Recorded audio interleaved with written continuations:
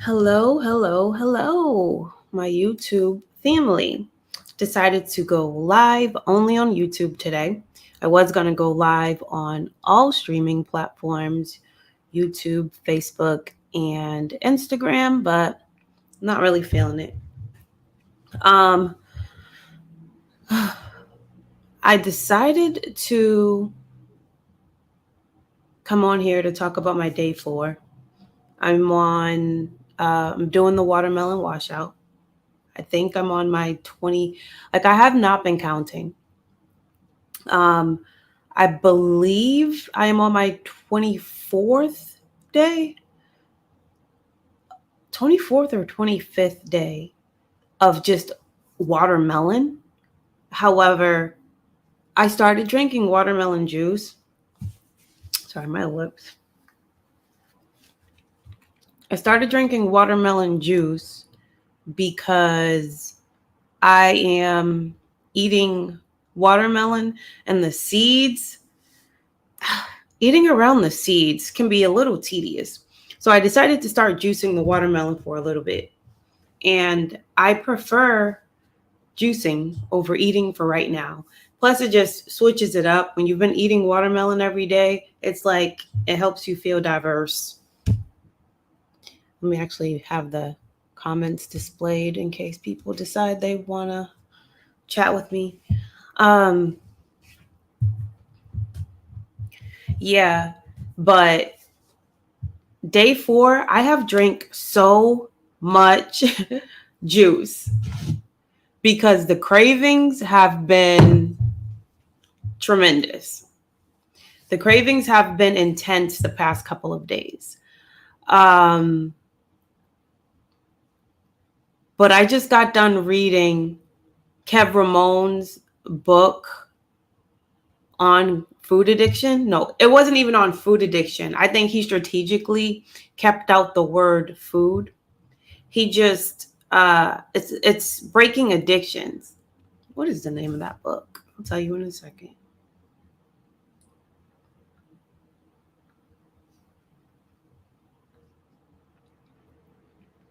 The book is called, I'm sorry, I don't know if anyone's even watching, but I want to give you the name of this book. Okay, so it's called Overcoming Addictions. It's an ebook that I finished reading yesterday. Overcoming Addictions by Kev Ramon. Now, this is exactly what I needed to read to get me through this watermelon challenge. Okay.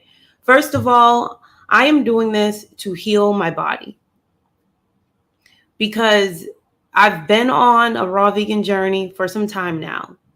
Since 2020, March of 2020 is when I told myself I'm going to do this because my state of health at that time was not deteriorating, but deteriorated. It was terrible. And I'm so grateful that I started that journey. And there have been a lot of highs and lows, a lot of ups and downs, a lot of cycles that I've been going through. And the cycles consist of me being fully raw for extended stretches of time and then having one taste of something cooked and then basically struggling with not eating more cooked food thereafter. Like the plan would be, oh, I'm just going to have this and then go back to raw food. The amount of discipline required to genuinely do that is high. And that's when you really learn about yourself and you learn about the nature of cooked salted foods. They're highly addictive. So, battling the addiction of the cooked salted food would have me in the cycle of basically eating a whole bunch of cooked salted food for like a month or two, maybe even more sometimes. And then it would be like the weaning process to get back to the raw foods or the fruit, it took time. That was another cycle in and of itself. It's like it's literally a weaning process. If you have to wean yourself off of something, you're straight up addicted to it. Period. Um, so I was addicted because I was weaning. And then I'd get back on that uh fully raw kick and get back on the fruits. And I'll start off by basically doing a mindset reset and joining challenges. So I'd like, Orville Douglas would have a challenge, or Bobby Smith would have a challenge, and I would join the challenges. And the challenges would help me with that mindset. Like, okay, I'm not feeling the best now. I've eaten myself basically into triggering symptoms back in my body. And now I have no choice but to get right. So then I would start looking at these challenges as a way to integrate back into the raw vegan lifestyle. And that was always with the purpose of making myself feel better, reversing the symptoms I re-triggered in my body. And if your body is that sensitive to getting symptoms back that kind of like reversed while you were eating raw, that means that, in my opinion, I didn't allow my body enough time to genuinely and truly heal because of the addiction to the cooked foods. Hey, Yoga. I'm glad you can catch the live. I literally just started 6 minutes ago, so you didn't miss much. I'm talking about my day 4 on the watermelon juice. And mentally, I'm strong. The cravings are there, but mentally, I am genuinely strong. And I attribute that to reading Kev's book yesterday, that addictions book. And I also attribute it to being intentional and actually wanting to overcome addiction now. So now I have been really drilling it in my brain that I am an addict, that I am absolutely no different than a heroin addict. I am no different than a crack addict.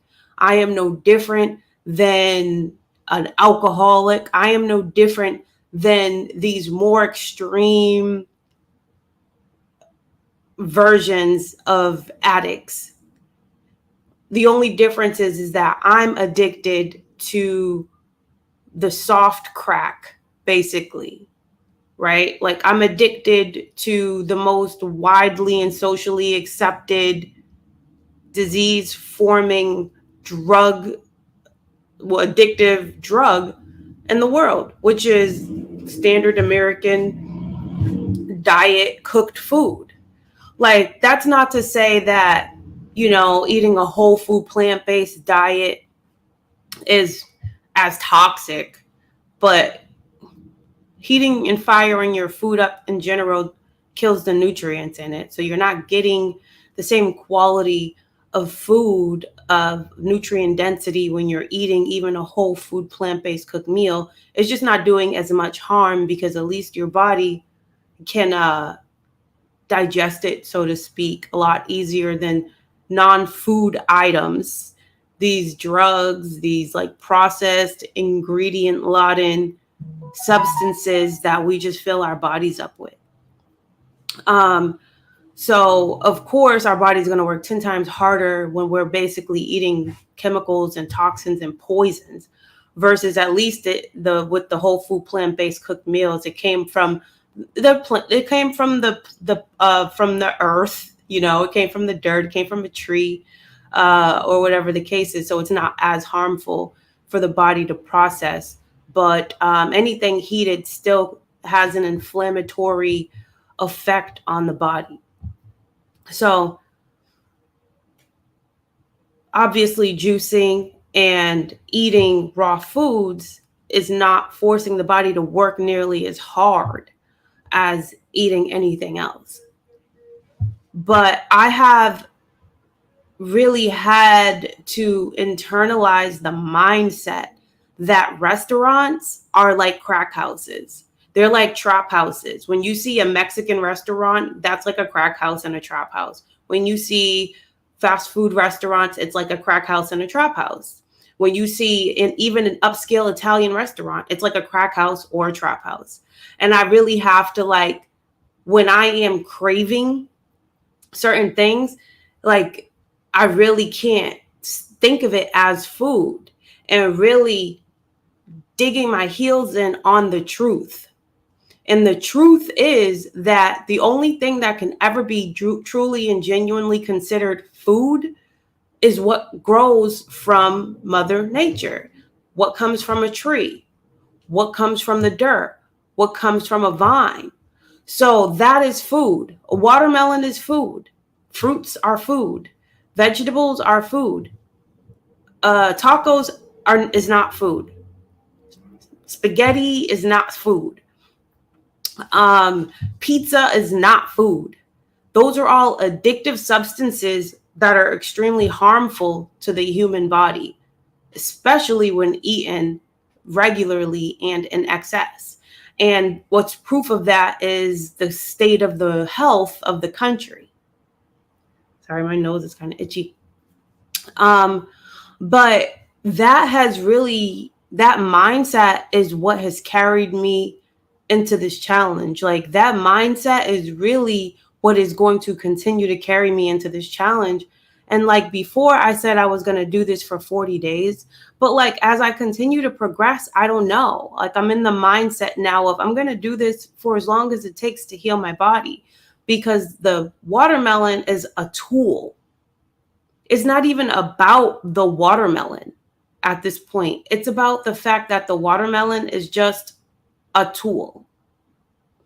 And any fruit could take place as far as like the mono eating goes, but I committed to the watermelon journey. So this is also like a master of the mind. It's also the mastery and self-control of the self, because watermelon is the tool. I committed to watermelon. I personally have a history of making commitments to myself that I don't follow through on. I'm constantly breaking promises to myself, which leads to nothing but a lack of self-confidence, leads to just me not trusting myself. It leads to me saying things. If I affirm or make a decision to do something, I get a pit in my stomach and like a sinking feeling in my chest, because inside, I don't even believe that I'm really going to do it. And I even felt like that when I was on this challenge. And I have a deeper why than I have even came out and told the internet. And I'm going to keep that why to myself, at least until the end of this challenge. But this journey is like really about self-mastery. It's about self-control. It's about having real love for myself. It's about not even having a desire to put poisonous things in my body, and then having the true understanding that the only reason why I want to put poisonous things in my body is because I'm addicted to it. Like this is about overcoming addiction. A craving is a symptom to addiction. You're not going to crave fruit because you're going to eat fruit until you're satiated and put it down and go on with your day. But if you eat something that has drugs in it, like salt, processed sugars, fats, oils, all these things that we tend to consume and eat, when you're eating stuff like that on a daily basis and you can't stop eating, no, number one, when you eat food that's salted, you will literally eat until your stomach is so extended that you can't even eat anymore. That is a problem. When your brain isn't, like when you don't have enough self-control to stop eating, even though it pretty much hurts to eat, you can't even put anything else in your stomach. You know what I mean? Like that's addiction. That's not hunger. And people are always talking about hunger versus craving. When you tell people you're having cravings when you're on this journey, people who don't have the self-control to do something like this will always try to criticize you for it and make it seem like you have like an eating disorder or something like that. And they're like, you're not having cravings. Your body's lacking certain nutrients and you need protein and you need to be careful. This is going to kill you. It's like, those are a bunch of addicted, sick people who couldn't fathom never eating their drugs again. I'm not experiencing hunger. I'm experiencing cravings. Like I actually feel satisfied on a physical level. Like my stomach doesn't hurt. I don't feel weak. Like I actually can get up and be super active. I have a ton of physical energy. Mentally, I'm cool. It's the tongue that I'm battling right now. The tongue it will give you like a sharp desire and craving for the stuff that you are wanting. You're going to crave a specific thing. Think about when you're not even thinking about a health journey and you're just eating your regular standard American diet and you don't care about making any changes. You're just kind of being who you are at that point, right?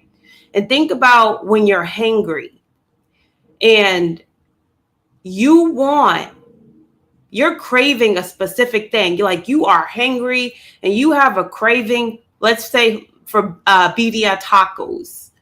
And you want those tacos and you had your mind fixed on those tacos from a specific place.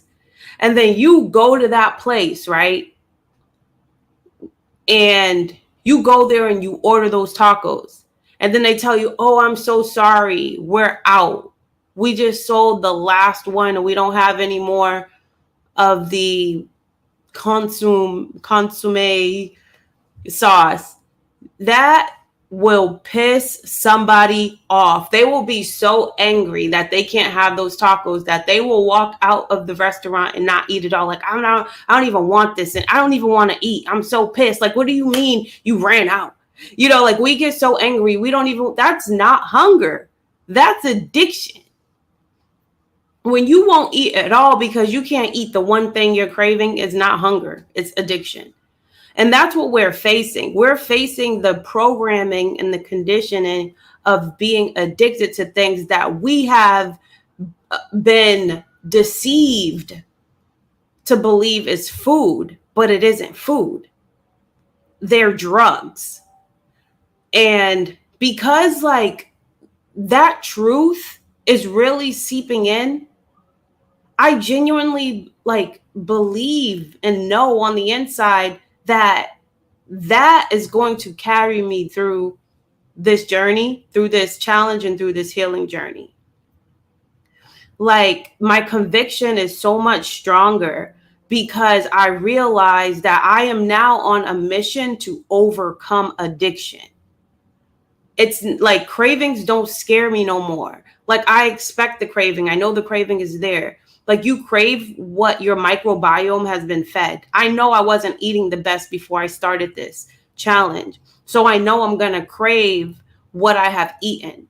And right now, I just have to go through this part of the process where I am cleansing all of that stuff out so that when it is out, I'm no longer going to crave it. This is a mind game.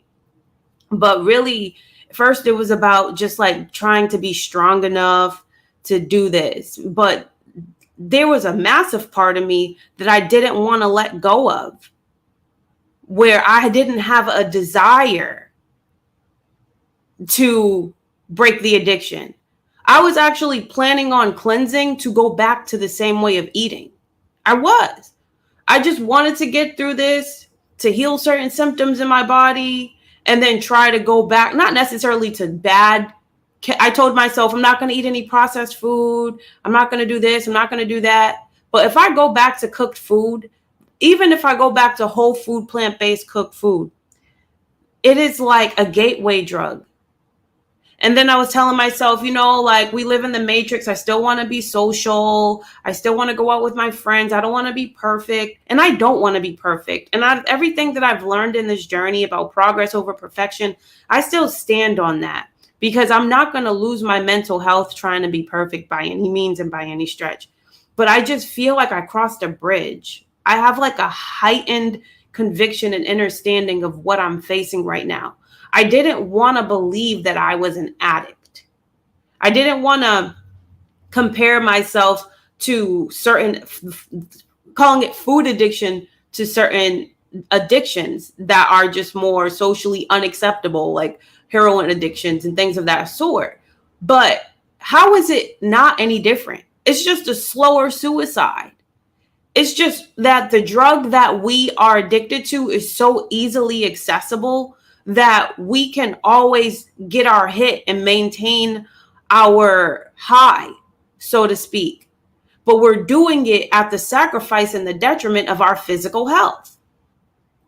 Like, we literally damn near don't care. We can buy something, right, at the grocery store, look at the packaging and the ingredients, see that there's about 50 chemicals inside of that packaging, still pick it up, still cook it, still feed it to ourselves and our families, like on some cognitive dissonance stuff, just like mindlessly poisoning ourselves. Like, it's normal to do that. And at this point, we can't blame, like, at me, I'm not blaming nobody. People will legitimately be out here talking about, oh, they poisoning us, they poisoning the food, this is why everybody's so sick. No, everybody is so sick because they're eating poisoned food. They disclose the poisons they put in the food, and the only thing we look at when we stare at the back of a box are the calories that's in it. We value calories more than we value chemicals. So now if I don't see, like, so if I get a box of pasta, I only want to see like whatever wheat or grain it is and like water or whatever it is. Like, I don't want to see anything else. Yeah, and salt, gatekeeping womanhood. Salt is like salt is a drug. You don't have a salt habit. You have a salt addiction. It's not it is a habit for you to eat salt because you make a habit of it. You eat it every day. But the reason why you eat it is because you are physically addicted to it. Salt is one of those things where it takes it disconnects us from our body's best interest. Like, salt, you can overeat salt.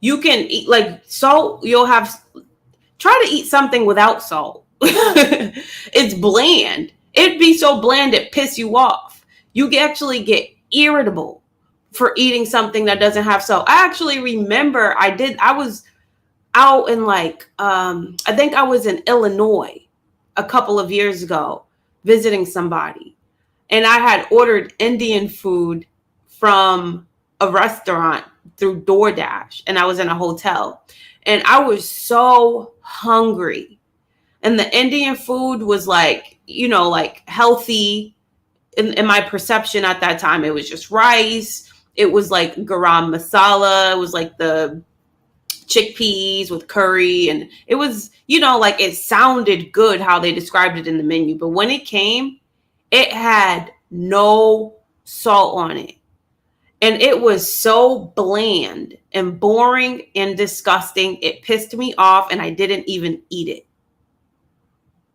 So was I really hungry, or was I craving to fulfill a salt addiction? So once you internalize and get in alignment with the fact that you're addicted to salt, it has to be your mission, your personal mission. You have to take responsibility for that addiction. And you have to start your journey to break your addiction to salt. You have to be intentional about it.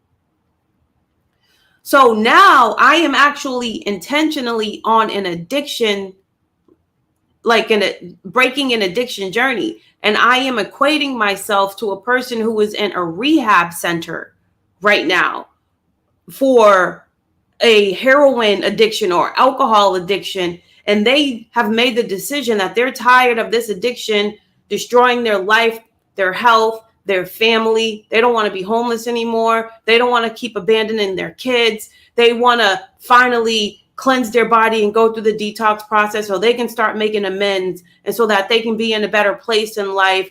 And they know that when they go in that facility, they're going to go through the shakes. They're going to sweat. They're going to vomit. They're going to go through crazy withdrawals. They're going to want to leave, and they're going to fight the staff to try to go outside. They know that they have to go through that to get to the other end of it. That is literally how I am thinking right now.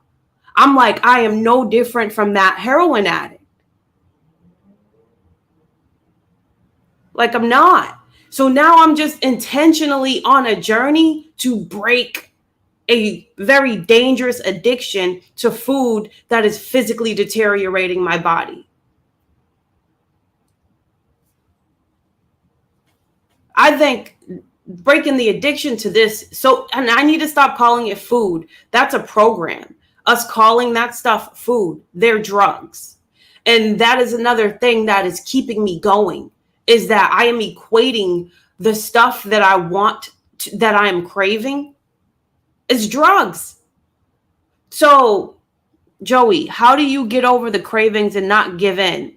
Discipline, I already gave in a few times on this watermelon washout challenge. It's so hard. It's not discipline. I lack discipline, Joey. Do you know how many times? The only thing that really pushes me is my why. Like, I have like a strong why, and it's related to my health. And I just feel like if I don't get it together, I'm going to just end up devolving back to where I started in my health journey. But as far as overcoming cravings, I don't think it has anything to do with discipline, because my discipline will last me a few days until those cravings kick in. And then all of a sudden, the addict is making excuses. But before, I wasn't equating it to addiction. I was giving in too easily to, sorry, my nose is so itchy. I was giving in so easily to the addiction, to the craving. I was barely fighting it. I was just, like, oh, I want this so bad. And then I'll just kind of have like that fuck it attitude for a second. And sorry, I didn't mean to. I'm trying to not cuss on here. I had like that F it attitude, and would just like, before you know it, I'm ordering food and eating it, feeling all of these emotions while I'm consuming it. My nose is like, oh my goodness. It's probably detox. But what is driving me is this mentality. I don't know, Joey, if you read Kev's book, the book on the addictions, overcoming addictions, but that book is kind of like the secret sauce that I needed. I'm going to show you the cover of it to give me the conviction and that I needed to really internalize. Like, this book, you need to read it. Like, use the tools, use it. There's an 8 p.m. Zoom meeting tonight. Make sure you're there. Like, use the tools. That's what the group is for. Use the group for sure. But I'm telling you, my conviction is different. My consciousness has risen and I have crossed a bridge. And I genuinely believe I'm actually about to do this challenge. And originally I said I was only going to do it for 40 days. I actually think I'm going to do it for more than 40 days. I'm going to do it for as long as it's needed for me to heal my body, and more specifically, heal my womb. I would most certainly advise you to read that book, because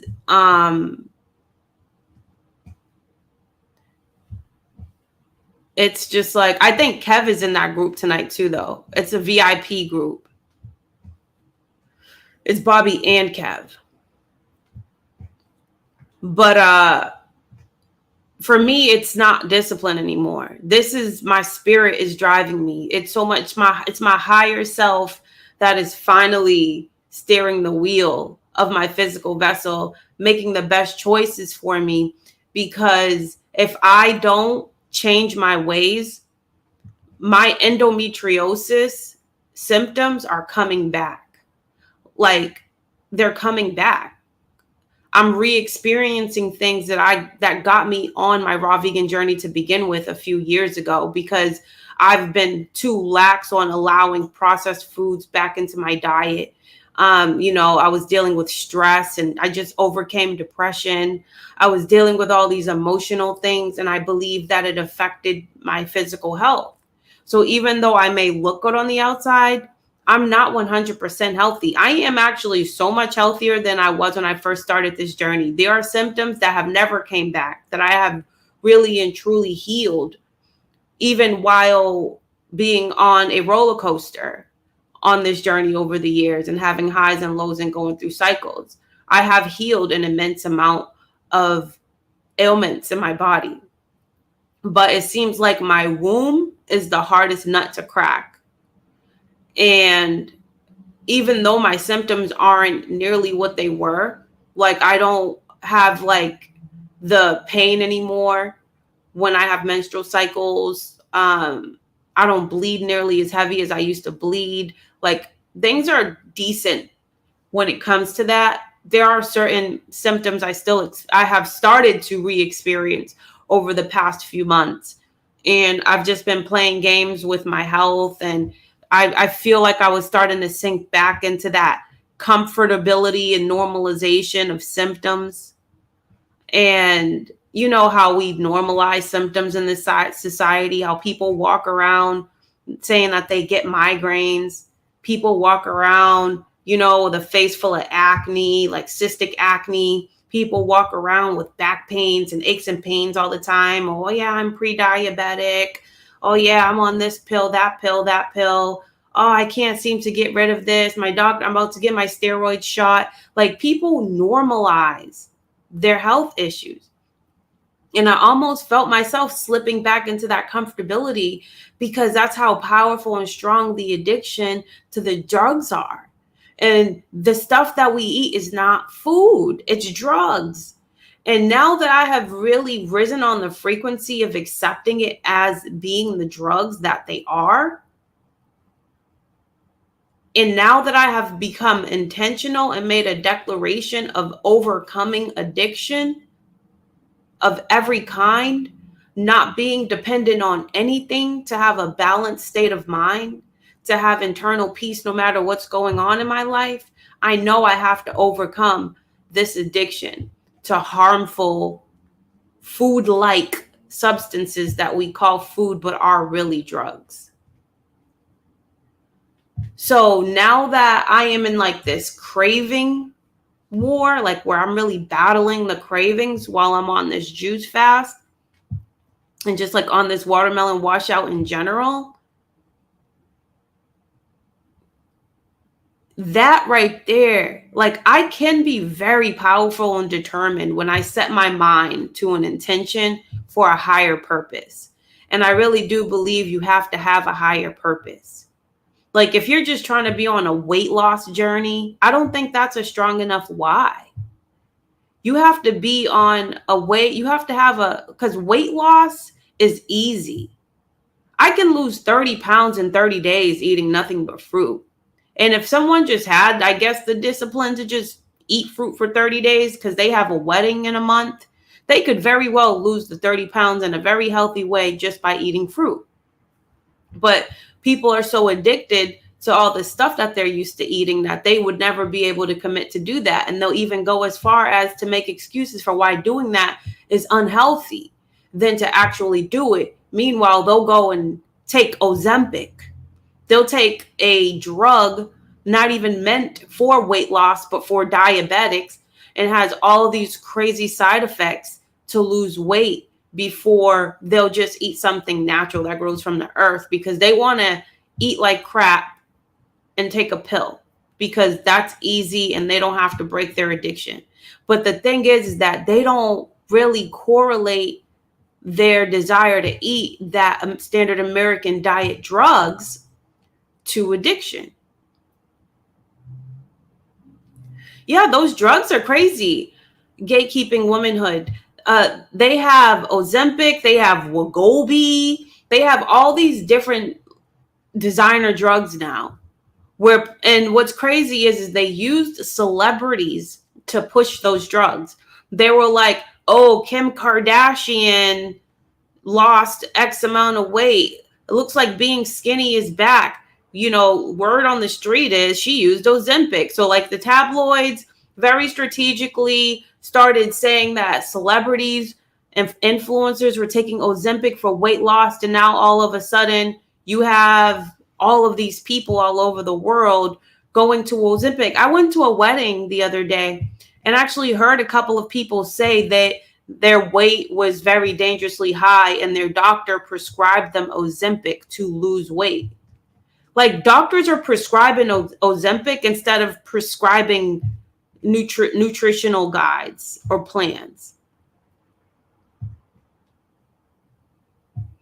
This is a spiritual journey for me. I meditate every day and do breath work. I was able to quit cigarettes and alcohol, but this sad is harder to quit. Joey, there is nothing harder to break. There is no addiction more powerful and harder to break than the standard American diet drug addiction. Just stop calling it food and start calling it what it is, and then start programming your mind in that way. So say you are craving a bacon, egg, and cheese sandwich, right? Stop calling it a bacon, egg, and cheese sandwich. That is deception. You're craving dead, decaying, rotting animal flesh, or no, dead, decaying, rotting pig flesh and cow secretions and a chicken's menstrual blood sandwich, because that's what it is. What is bacon? It's the rotting flesh of a pig, of a dead pig. What is eggs? It's literally a chicken's menstrual cycle or menstrual period. What is cheese? A cow's fluid and secretions. So if you just start saying what it is instead of like the designer name that they give so-called meat, and you say it out loud, you realize how ridiculous it sounds. And then it comes with side effects. Once you eat it, what happens? Play the tape through. You're going to get tired. Your stomach, you're going to feel like something just sitting inside your stomach. You're probably going to feel like kind of gross. You're probably going to get constipated because you didn't eat any fiber. So just like how they say, play the tape through when you're in AA, when you want to drink alcohol, and think about how you're going to end up having a hangover. You're going to feel super dehydrated. You're going to have a headache. You're probably going to black out. You're going to throw up. You're probably going to be mean and say terrible things to people that you love. And then you're going to wake up and not remember what happened. We have to start playing the tape through before we cave into a craving. We're going to feel bad about ourselves. We're going to lose trust in ourselves because we said that we were committing ourselves to a health journey and making better choices, and we went back on it. We are probably going to gain the weight that we lost. We're probably going to end up with breakouts on our skin. We're probably going to worsen the health issues that we have in our body. We're going to heighten our cholesterol, raise our blood pressure. Like, we have to play the tape through before we take a bite of something. Like, we're killing, it's a slow suicide with our forks and our spoons. And we're eating drugs. We're not eating food. And I really do think that the differentiation between drugs and food is watermelon. Okay? Like, at least you know when you're eating a watermelon, you're actually eating food. But when you're eating this diet, the standard American diet stuff, these pizzas and these steak and cheese subs and the tacos and the waffles and just all this stuff that we've grown accustomed to eating on a day-to-day basis, like, we know for a fact that that stuff is not good for us. And people always say everything in moderation, but that stuff is never eaten in moderation because it's highly addictive. If something is addictive, it's a drug. If you crave it, it's a drug. We just have to stop calling it food. Yeah, I'm on my watermelon juice too. I've drank so much today. I don't even think I could have another sip. I think I drank because my cravings were so intense today that I was just drinking and drinking and drinking and drinking to kill the cravings, and it would work temporarily, and then I would have to drink again. But then it got to a point where I was just so full with watermelon juice, I think I was going to throw up. But I already feel better though. Let's talk about the benefits of eating this watermelon and juicing this watermelon. So, to be real with you guys, I was doing fruit up till 5 before I started doing the watermelon washout. And I had to start doing some kind of a fruit challenge, just like cleansing my body and getting it back in balance, because I started exhibiting certain symptoms in my body. And then I went and got those symptoms checked out, and I got, like feedback from blood work and stuff that just didn't sit right with me. It was concerning. So I was like, okay, I need to get back on track. So I was eating a whole bunch of fruit throughout the day, and I had pretty decent practices during the day for the first half of the day. But I've also been like being more intentional about building sisterhood and being social. So, because I was kind of introverted and got really depressed and isolated from people. So I became intentional about being social. So with that comes with kind of like dining out more. And I just kind of wanted to relax and not be as perfect. So I started going out to eat more with friends. And I was eating like, Beyond Burgers and French fries. And so I was doing that like almost regularly on the weekends.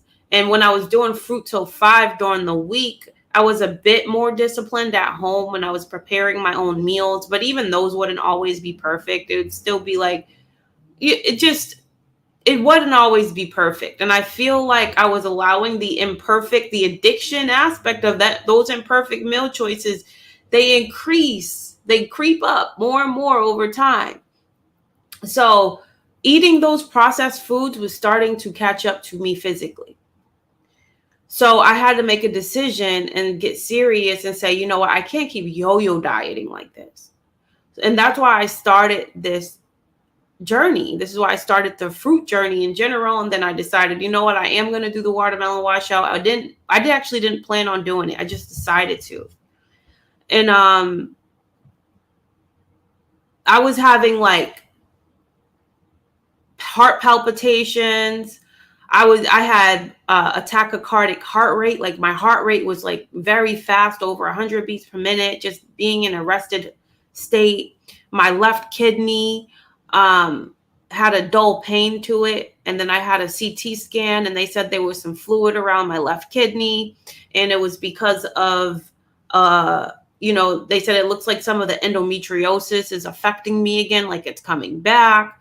And it was kind of like on my urethra, which is why it affected my kidney. And I'm like, okay, I've been bugging.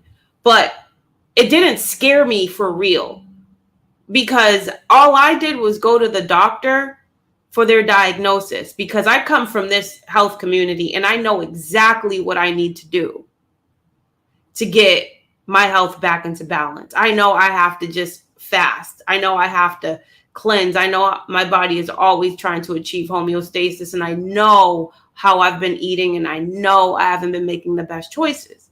So I actually had a lot of peace in being the solution to my problem, since I was literally the reason for my problem. So now I have like a deeper conviction, but I was still battling food addiction.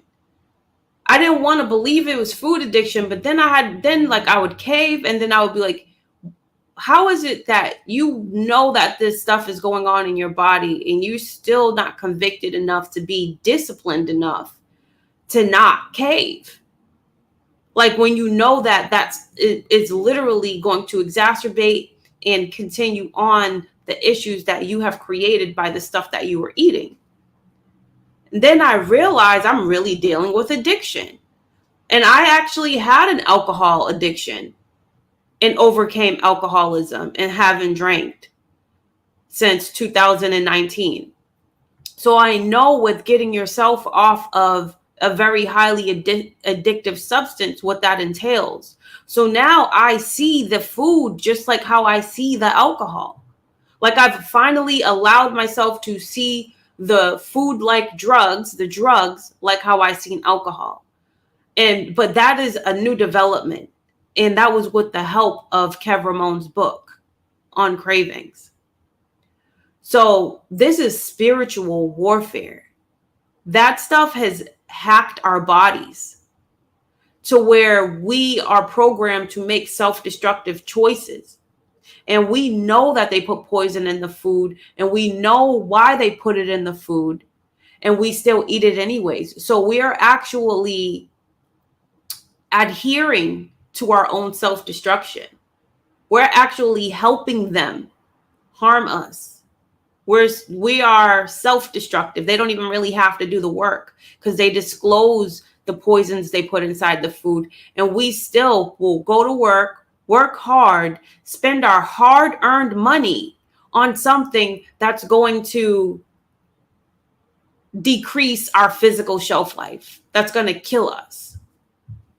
So I had to really have more conviction about the fact that what I am consuming is a drug, and I need to break my drug addiction. It's that simple. And now I'm on a true journey, on a detox journey. I'm not on a physical detox my body from harmful substances journey. I am on a detox journey of detoxing my brain, my programming, that hardwired program to see the stuff that they call food as drugs. This is so much deeper than having discipline. It's about being rooted in the truth and seeing things for what they are instead of what we tell ourselves it is, instead of hiding behind excuses and making excuses and giving ourselves these reasons for why it's okay to put drugs in our body, for why it's okay to put drugs in our body that's literally harmful to us and is killing us. So now when I am craving something, I go and Google the food that I'm craving and see, and I'll ask, is falafel bad for me? And then you'll look up a falafel. They deep fry it. They usually use it in these oils that cause inflammation in our body. Things our bodies work really hard to process and break down. And because we're so clogged and congested on a cellular level and in our gut, our kidneys aren't processing and filtering out all of the waste and the toxins in the way that they were designed to, because they're not working at their full capacity. Our livers aren't really filtering at full capacity because we've just overburdened our bodies over the years with all of this toxic drug, these toxic waste drugs that we called food, but it isn't really food. That word is deceptive because food wouldn't kill you and deteriorate your physical health over time. What we call aging isn't even aging. It's just toxification. We're just so overly toxic that we say that we're aging. But if we actually focused on self-preservation by eating real food and not putting all of these miles on our body, not forcing our pancreas to overwork itself, creating the digestive enzymes to break down stuff that really doesn't belong in it anyway, overtaxing our kidneys to filter out chemicals. Like, we treat our bodies like a chemical processing center, but our bodies weren't designed to process chemicals. We've just made it process chemicals, and it's kind of adapted to keep us alive. And what we call symptoms is actually our body trying its damnedest to keep us functioning. So when you have a tumor, that's literally your very intelligent body taking dead cells and separating it from your bloodstream so it doesn't kill you instantly, and then it pockets it in some isolated organ, and then it just builds up and builds up and builds up over time. And then we call it cancer or we call it a tumor. But really, it's just your body trying so hard to isolate really toxic things that we put inside of it in a spot where it's not going to kill you immediately, because we have clogged up and congested our kidneys to the point where they can't even filter out toxins anymore. And where our liver is so overburdened and filled with toxins, and fill the bile ducts in the liver actually are filled with so many gallbladder stones. The liver actually harbors gallbladder stones. So if you do a liver flush and those stones come out, those are gallbladder stones. Most of our livers are so compacted with gallbladder stones, it's not functioning the way that most of our health issues is because our liver isn't operating the way that it's supposed to, because all we do is eat toxic drugs and drink toxic drugs and then pop toxic drugs from the things that we're prescribed from our doctors. So we are overburdening ourselves with toxicity over time. And then as we age, we say, oh, I'm just getting old. No, your body can no longer keep up with the level of toxicity, the built up level of toxicity. And that's why, in the very least, I'm grateful that I have learned about fruit cleansing and juice cleansing, because if nothing else, I am not as bad as I used to be, because I do at least get into the cycles of cleansing my body. But now it's time to stop cleansing, to go back to toxic behaviors. Let's take it all the way. Let's see what we're truly capable of. Let's see what it feels like to live the healthiest we could live. Let's see what it's like to have a body that doesn't have a whole bunch of toxins. Let's see what it feels like to have kidneys that filter at 100%. Let's see what it's like to have a liver that's working the way that it's supposed to, because we've made it our business to cleanse our bodies. And the thing about our bodies is it does all the work. All we have to do is give it the condition to do what it naturally does anyway, which is regenerate. So when you cut your hand with a knife and it starts to bleed, what happens? It eventually scabs over, it'll clot, it'll stop bleeding, it'll scab up, and then the scab will drop off. It'll leave a little scar maybe, and then the scar will regenerate, the skin will replace itself, and then you're healed. What makes you think that happens on the outside of your body but not on the inside of your body? That happens on the inside of your body, but we have to let it happen. It can't happen when we get up for breakfast and we're eating a bacon, egg, and cheese sandwich with some hash browns and drinking a coffee from Dunkin' Donuts that has all these artificial sugars and heavy cream filled with hormones and all that crap with whipped cream on top. And then we're snacking in between that. And then on lunchtime, we've got a BLT with some French fries. And then we're snacking in between that. And for dinner time, we're having lasagna. And, we are constantly never allowing our bodies to be in a rested and digested state. The only time our bodies are fasting is when we are asleep. And that's why they call it break fast when you have your first meal of the day, because you're breaking the fasting that you were doing when you were sleeping. The average person only allows their body and their digestive system to rest is when they're asleep. And our bodies are only capable of healing itself when it is not digesting food, because to digest anything requires 80% of your body's energy. So that requires enzymes. Your pancreas produces the enzymes. So 80% of your body, if what you're eating does not have its own digested enzymes embedded inside of it, your pancreas has to overproduce digestive enzymes to break down the different types of food that we're eating all at once and all the time.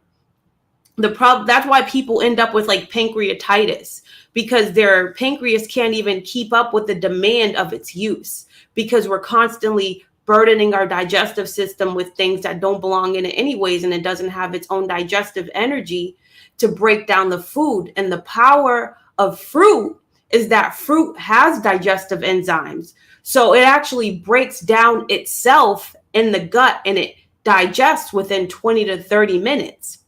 So the fact that it digests within 20 to 30 minutes, our bodies go back to a fasted state, allowing the body to self-repair. And that's why fasting is extremely powerful, because our bodies aren't doing anything. So now it can rest and now it can repair. Now it can regenerate. So we regenerate. That's why we heal, because we allow our body to. But we can't heal when we're always eating. And not only when we're always eating things that don't have digestive enzymes inside of it, and always eating things that's literally seen as a foreign invader by the body that the body has to fight against. And then we clog up our eliminative organs, our digestive system, like our intestines, our kidneys, our liver, our lungs get filled with mucus. Like, then what happens? We end up with disease, and then we blame the way we feel on our bodies instead of blaming ourselves for how our bodies feel, and then act like we get sick through happenstance. The disease is the disease of the mind, and the disease is addiction. What your body is doing when it's exhibiting any kind of symptom, it's actually trying to keep you alive. Our bodies work harder for us than we work for it. We make it hard for our body to withstand life. It's like we're in a rush to die. We overburden our bodies with so much toxicity that our spirits can no longer inhabit it at a certain point. That's what death is. Our spirits the spirit is way more higher vibration than the body is, to the point where now the spirit can't even be in the body anymore, because we have overburdened it and killed it with toxicity. And then we tell people that they're crazy and they have eating disorders when they start cleansing so that they can actually heal their bodies. But that's addiction. That's psychosis. So now that I have really aligned with that, I'm not going to give in to addiction too easily. I can't.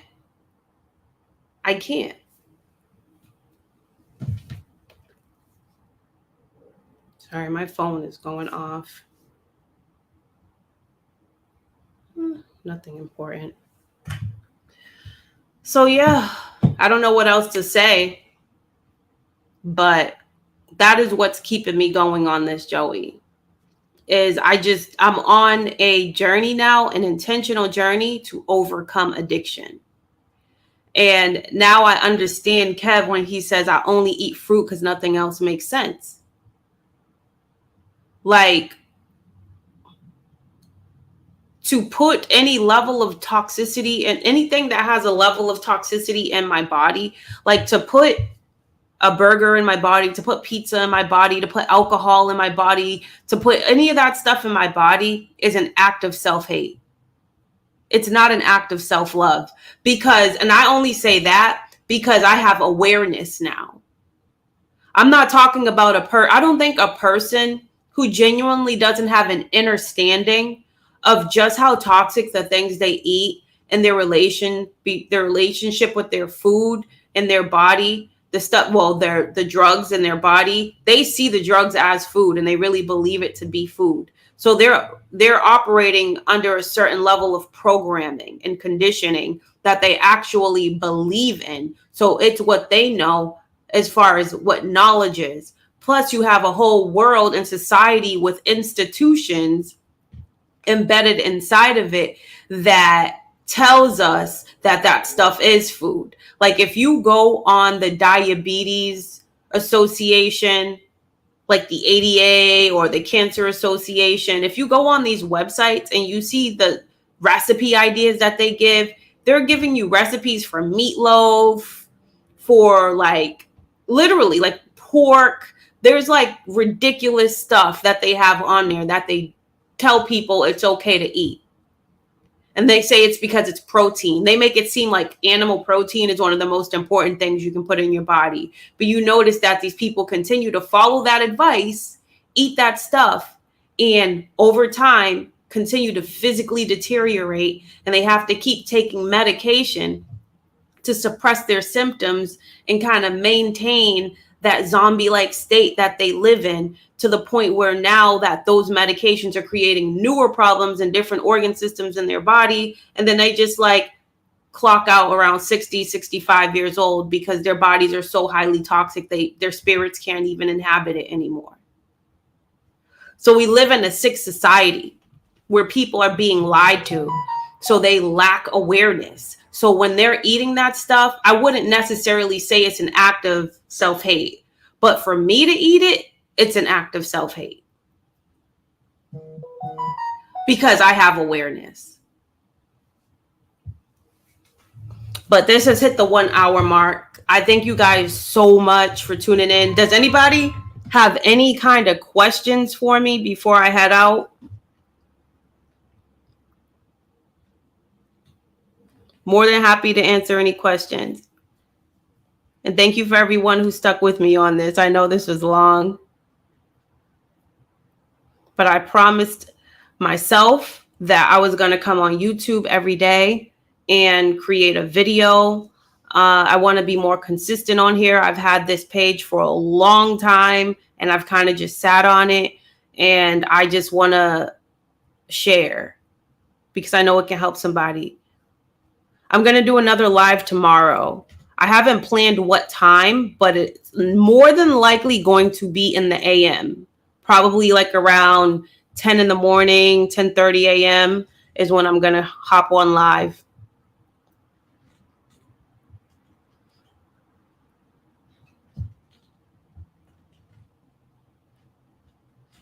If you have a time suggestion, let me know. I'll consider it if I'm available. You're welcome, Joey. Well, it doesn't seem like anybody else has any more questions. If you want, I'm very active on Facebook. I don't know if you guys are on my Facebook page, but if you follow me at Lachey Taylor on Facebook, I update mostly every day. I know Joey is on there. We're all in the same group for the watermelon washout. DeMarco, Miss Taylor, do you take supplements? I do take supplements. I take A-Game Herbal. A-Game Herbal is they're capsules. They're an investment. They're actually not cheap, but they're worth the investment. I take it regularly. I take it almost daily. I take about a third of a capsule. So it stretches me a while, but they're Chinese medicine. They're traditional Chinese herbs. Oh, great. I'll accept that, Joey. I mean, I actually don't need to accept it. I actually think that my IG is public and open. But back to DeMarco. So I take A-Game Herbal.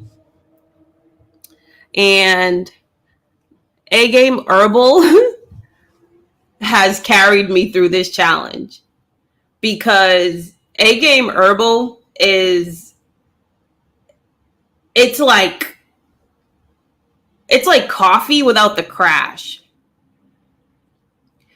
It gives me so much energy. It gives me so much mental clarity and concentration and focus, especially like being on these, like eating all fruit in the beginning. You kind of go through like those days of lethargy, like when you're super tired. And I can get really tired, especially since my level of toxicity was high. So when I was cleansing, I was really sleepy. And yep, it's A-Game Herbal. A-Game is like, it gives you so much energy. So these are Chinese traditional herbs. I always get tongue twisted when I say it. Chinese traditional medicine. And it's a combination of 21 herbs. And these 21 herbs are very synergistically blended together to give you energy, mental clarity. It improves your blood circulation, because it's really good for blood circulation, but you have to drink a lot of water and you have to move. Like, you have to be physical so that it's really circulating through your system. And it's actually it's like a time release capsule. So you only need one for 3 days. And it slowly will release energy in your body over the course of those 3 days. It's helped people improve their blood pressure, mental clarity, their physical energy. It suppresses my appetite during the day. So for the most part, when I'm doing these cleanses, I'm not even hungry.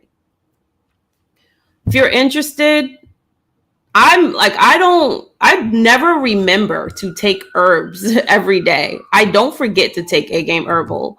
And I believe in it so much. I became a brand ambassador for it. I was like, I want to actually help people.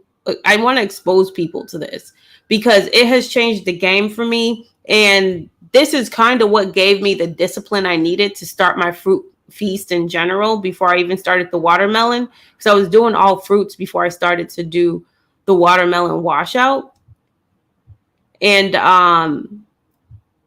A Game Herbal, because it was suppressing my appetite, made it so easy to stick to the fruit for those first couple of weeks. But like, no matter what, you're going to end up getting cravings. My cravings would set in at night. But I'm going to put a link in the comments for it.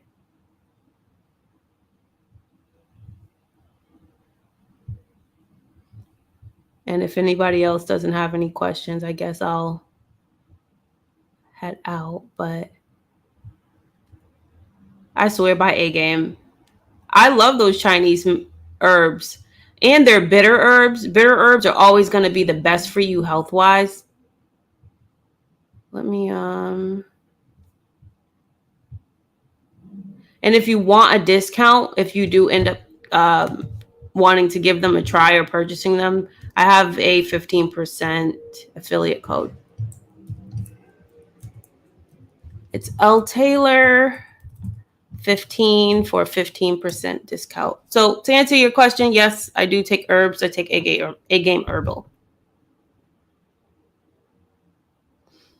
Yeah, you have to start seeing the junk food as drugs, and it's not food. You're welcome, Latoya. I'm so glad that I can help people because starting off, like I gained a lot of inspiration from a lot of people, but I feel like so many people aren't as transparent as they could be about their journeys. Like a lot of people act like they do things perfectly. And I can honestly tell you that even though I've done things well and I don't have any regrets, even though while I was going through the ups and downs and the mistakes, there was a lot of beating up on myself. There was a lot of self-judgment. There was a lot of feeling like there was something wrong with me because I couldn't be perfect. I've overcame that perfection trap. And because I started not judging myself and allowing myself to be imperfect, because I allowed myself to be imperfect, it made it so easy for me to pivot into healthier choices when my imperfect choices caught up with me. I gave myself so much grace and non-judgment because we're all humans and we're here to make mistakes because really, when have you ever evolved without making a mistake? Some of our biggest lessons in life have always came from our biggest F-ups, from our biggest falls. Sometimes it's us going through the darkest times of our lives that force us to start making better decisions. So I'm actually grateful for everything that I've been through. I don't regret anything that I've gone through. I don't regret even any regression in my health because you know how much experience I have now from being on this health journey over the last couple of years. And I put emphasis on journey because it's a journey. It's a journey. It's not a road to perfection. It's just a road to wellness. And one thing I learned on this journey is that I was so obsessed with the food part without kind of neglecting certain aspects of my life otherwise. The quality of my relationships were poor. It was causing me a lot of stress. I was having financial issues, and that was causing me a lot of stress.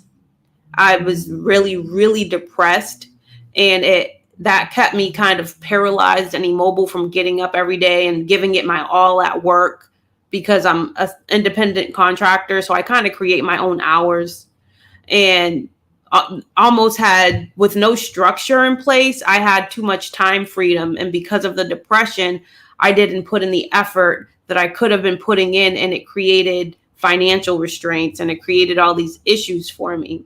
So even though I was stressing myself out about eating perfectly because of health issues, so even though I was eating pretty good, I was neglecting other aspects of my life, and it didn't even matter how healthy I was eating. My health was still deteriorating because of all the stress and the cortisol.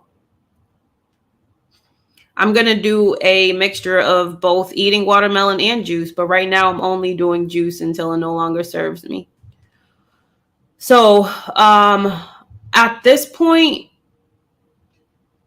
I am on a holistic journey. I'm on a mental health journey. I'm on a physical health journey. I'm on a spiritual journey. I mean, we're all on a spiritual journey, whether we know it or want to believe it or not, right? Because we're spirits inhabiting a human body. We're not a human body with a spirit, because the body will expire and the spirit will still be here. And that's why our experiences here during this lifetime are so important, because it determines what kind of spirit we ascend as. So I do believe that all of this, like, we're here to experience the university of the universe. We're here to grow on a spiritual level, so that whatever lifetime we ascend to moving forward, we're not repeating the same karmic cycles. So this life is about really conquering the cycles that we're constantly repeating and finally overcoming them, so that we can, so like now that I know that this addiction cycle is a thing, I'm making it my business to overcome it, so that I can start working on whatever new lesson or cycle that I have to overcome, whatever karmic cycle that I need to break, because it's about ascending, like our lower desires. And that's what heaven is, and that's what hell is. Hell is your root chakra, living in your lower desires, focusing on sex and the pleasures of foods and drinking and being entertained and instant gratification. Like, just living for the flesh is living in hell. That's what the root chakra is. And I believe when we overcome our lower desires and we start moving up that ladder, so to speak, then we go to heaven, which is like that crown chakra. But we have to definitely conquer our heart chakra. Everything we do has to be with love. And a lot of us are motivated through fear. Like, a lot of the decisions I've made motivated by fear, by the fear of dying, by, it's just, I don't want to be motivated by fear anymore. I want to be motivated by my love for life, by my love for myself. Like, I don't want to think of it when a person says, I want to lose weight because I hate how I look. Shifting the perspective to, I want to lose weight because I love my body. And if you love your body, you do good things for it. So when you're motivated by love, it's like you stick with it. It's just so much more. It's like you're devoted. I shared this meme the other day on Instagram, and it really hit me. It was about devotion versus discipline. Like, I don't like to say discipline anymore. I like to say I'm devoted. I have devotion. Because when you say you're disciplined, discipline is almost used in a connotation of where it's a punishment. People, so that when you're doing something consistently, you feel like you're punishing yourself for being consistent. But instead of saying I'm disciplined, I say I'm devoted, because devotion is rooted in love. I'm devoted to this journey.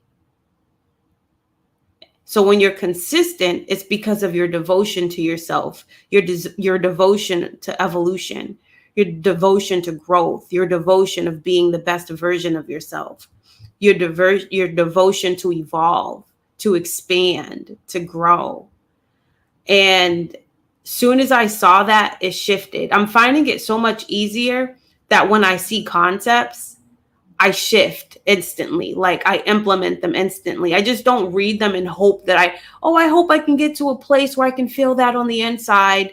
I hope I get to a place where I can believe in myself. I hope I get to a place where these memes, like people will look at memes all day, these motivational memes, these inspiring memes, and they think that, like, yes, use them as a tool to bombard your subconscious mind with the best ways of thinking, with the greatest perspectives, with empowering words. Do that. But don't only just do that. You have to start taking action. You have to start implementing. You have to start believing and being intentional about starting your mental health journey. A lot of us want to start a physical health journey before we start a mental health journey. I actually am all for starting a mental health journey, eating like crap before starting a physical health journey and maintaining a miserable, unhappy, ungrateful, down in the dumps mind. Because change is always going to happen from the top. It's a top-up decision. You first have to decide to do something for yourself before your body follows. Like your brain is the command center. So you have to start really working on that reprogramming process. That's why they say to do the affirmations. That's why they say to start finding your anchor in something higher than yourself, because your mind is in your brain, but your brain is tethered to something in the ether that even gives it the ability to hear itself, to think, to experience, to decipher, decode, perceive.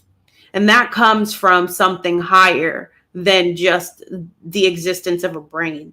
That comes from a higher energy, a higher source, a greater power. You can call it whatever you want. I don't get into that. But all I'm saying is that you're going to have to anchor it in something so much deeper than just being motivated and having discipline. You've got to really be connected to your spirit, and your spirit's got to be connected to something, and you've got to anchor in your spirituality, and you've got to be able to pray your way through it. You've got to be able to just like in order to believe in yourself. I feel like belief in yourself is like a spiritual thing. So for me, I couldn't even depend on myself after a while, because I would constantly say I was going to do something and not follow through. Like I just didn't trust myself anymore because I've lied to myself so many times. So the only way I was able to really get back to self and trust self was when I felt so desperate about wanting to change, but not able to overcome like me for some reason. That's when I started seeking something higher than myself. That's when I started seeking God. That's when I was like, I need your help. I need the help of something stronger and more powerful than me, at least at this time. Because I lied to myself so many times, I couldn't even believe in myself anymore. And now I believe in myself, though. But I believe in myself because I allowed myself to fail continuously and repeatedly over time. And allowing myself to fail is just trying. The reason why I couldn't even get started before is because I was trying to be a perfectionist. And if I couldn't do it perfectly and completely like how I think it needs to be done, because I was comparing myself to every influencer and every person who seems like they have like this perfect discipline when they start something. I really have understood because of my journey, emphasis on journey, meaning it took me years to finally start developing a discipline I can genuinely and truly believe in. It's because I would start at least, and then I would try, and then I wasn't perfect and I would fail. Where I messed up is I would judge myself when I failed. I really thought there was something wrong with me. I was like, why can't you just get it right? Why this? Why that? And because of that, that wasn't helping my mental health. It wasn't helping me at all. It was actually making me worse. It led to depression. And so because I couldn't be perfect, I started falling in the cycle of being perfectly imperfect. Like that's when I felt like I needed to be 100% raw vegan. And if I couldn't be 100% raw vegan because I slipped up and had a burrito bowl, I would start eating 100% like crap and eating all this processed food until my body couldn't handle it anymore. And then I would go back to raw veganism. And the reason why I kept going through that cycle and not able to give myself grace and I was judging myself harshly, that was because my journey started in being rooted in fear. It was a fear-based journey because my symptoms had me scared enough to finally give raw veganism a try. But at least something triggered me into change, right? But what I realized in hindsight, those ups and those downs, those cycles, I learned something from it every time. And with every single cycle of actually doing the work successfully for even a short period of time, that was me building the muscles, creating muscle memory. With every raw vegan salad I made, that was me getting in the practice and the habit, creating muscle memory. With every fruit meal I ate, every challenge I did, it was building my strength over time. I didn't know it at the time because I was trying to be perfect. But in hindsight, I was doing pretty well. The only issue that I would change differently was the harsh self-judgment and the lack of grace that I wasn't giving, the lack of grace that I had for myself. So just try to understand that there's nothing wrong with you. There's nothing wrong with you. You're just addicted. And I didn't realize that I was battling an addiction to drugs. I no longer call it a food addiction because it's not food that we're addicted to. We have to really start correlating the fact that the things that we cave back into are drugs. That's like when a heroin addict has a genuine and true relapse. So it's just an addiction. We go back to the addiction. So now that I really truly embody the fact that I am addicted to drugs and not food, because the food I'm not addicted to. When I eat watermelon, I'm not like, oh my God, I'm craving watermelon. Like only time I'm craving watermelon is if I'm craving anything. So like say I'm on this challenge and I'm hungry, then I'll crave watermelon because I'm just actually hungry. It's not even craving. It's just hunger. My body just needs the energy. But I'm craving drugs. And that's what the cycles are. The cycles are addiction cycles. So once you acknowledge it as an addiction cycle and you start becoming intentional about breaking and overcoming the addiction, and you start equating yourself to a heroin addict or a crack addict or a fentanyl addict or an alcoholic, someone who's addicted to hardcore drugs, when you put yourself on their level and you realize that, why do I accept this? Like, I have to do something about this. And you start seeing your favorite restaurant as a trap house or a crack house. Like, really, not in a funny, giggly way, but like, that's a crack house. Why would I go in there and then get a hit of crack and then think that I'm going to have enough discipline to go back to putting what is actually designed, what my body's actually designed to consume? You're going to have a really hard time going back to eating the food that's going to help keep you in a thriving, vital state. No, now you're going to be battling an addiction to a drug that's going to put you back in a deterioration cycle where the quality of your health is going to decrease, where you're going to become irritable again, where you're going to start developing symptoms in your body, aches and pains. You're going to be tired all the time. You're going to be angry. You're going to have an attitude. Your periods, if you're a woman, are going to be heavier. They're going to be more painful. You're going to start having random headaches. You're going to be dehydrated. You're going to have stomach issues. Like, when the stuff you want to eat is going to create those issues in your body, they're drugs. Because drugs are toxic. But the only reason why that's going to happen when you're eating fruit is when you're actually cleansing your body of the toxins that have been accumulated inside of you over the course of your lifetime. So that's really what it boils down to. And I do believe that if we're here, we should make it our mission. If we're trying to ascend in this lifetime and make our lifetime worth it as a spirit body, we need to make it our mission to overcome the addiction to these low vibratory foods, or we're really never going to experience what we could truly experience while we are here during this lifetime.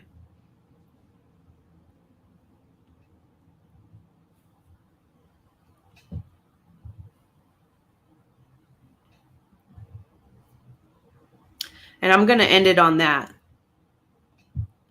I really appreciate you guys sitting here and allowing me to just spill out all my thoughts on my day 4 of this juice journey.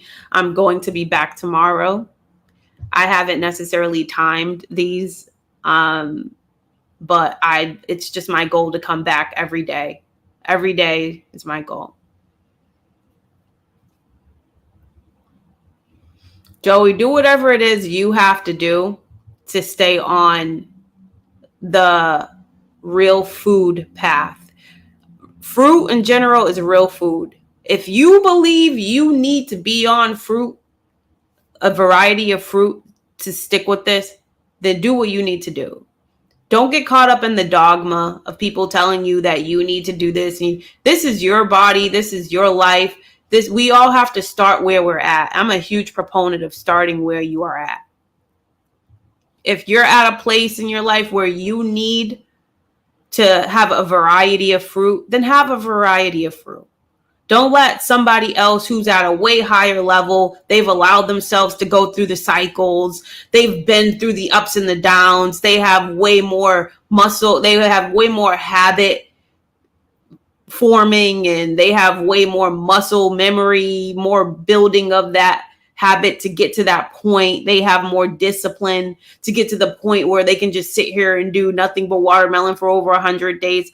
So, like, people have to either really want that for themselves, but if you don't want that for yourself, you just have to be realistic about that fact. You don't want it for yourself right now, but you do want to be healthy. You do want to live in a cleaner vessel.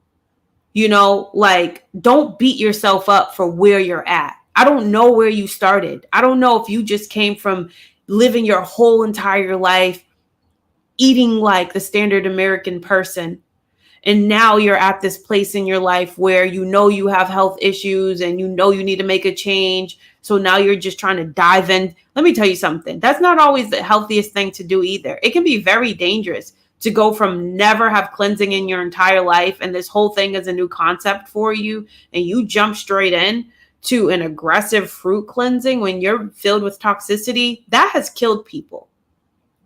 So be careful feeling like you have to do what you see other people doing when they have literally been, over the course of the past couple or few years, doing just like temporary cleanses here and there and weaning themselves off of the drugs and eliminating meat little by little, and then eliminating their other vices. Because like, that's what I did. I eliminated things 1 year at a time, and that was way more sustainable for me. If you're used to eating McDonald's and you're used to eating more toxic foods, and now you're transitioning into whole food, plant-based cooked meals, that's good.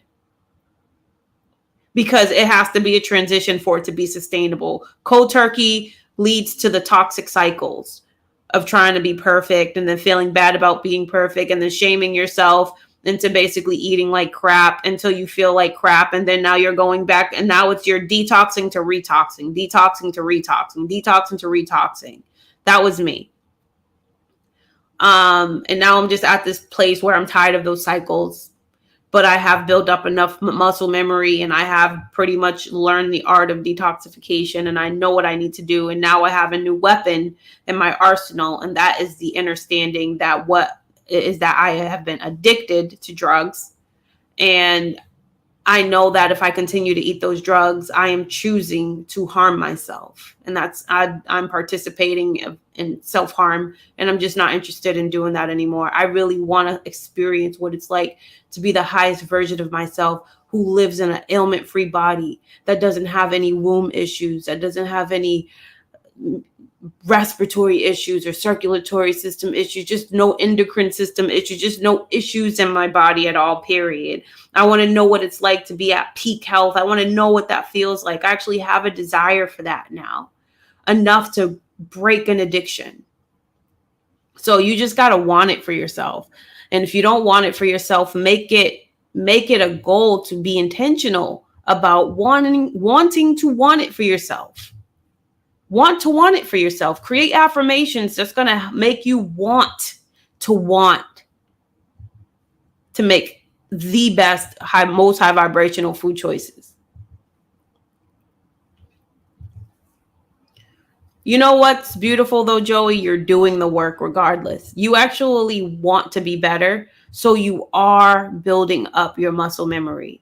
You are taking action. You are creating the habits. You're getting in the practice of getting in the habit of making healthy food choices. Even if you're doing it imperfectly, you're doing it. Because with every slip up, with every mistake, with every failure, it's a lesson being learned. And it's just you getting closer to your evolutionary state. You're evolving. And honestly, relapse is a part of the process. It just is. Because we're dealing with addiction. Just continue to keep trying to break the addiction, and you're going to be okay. But I'll see you guys tomorrow. I'll hop up on here at some random time. I'll try to actually let you know that I'm coming on the community section. I'll let you know what time I'm coming on a couple of hours in advance, so that you can plan to hop on in the live. If not, it's going to be on replay anyways, and you'll be able to catch it when you're driving or when you're cleaning the apartment. That's what I do when I miss a live. I'll just like play it when I'm cleaning and getting ready or making my juices. It always makes it easy to listen to all of the really inspiring content while I'm actually like preparing my juices and stuff. So I really love you guys so much. Thank you for watching. I'm going to hop up out of here. I'm going to be in the live tonight with Kev and Bobby in the group. Bye.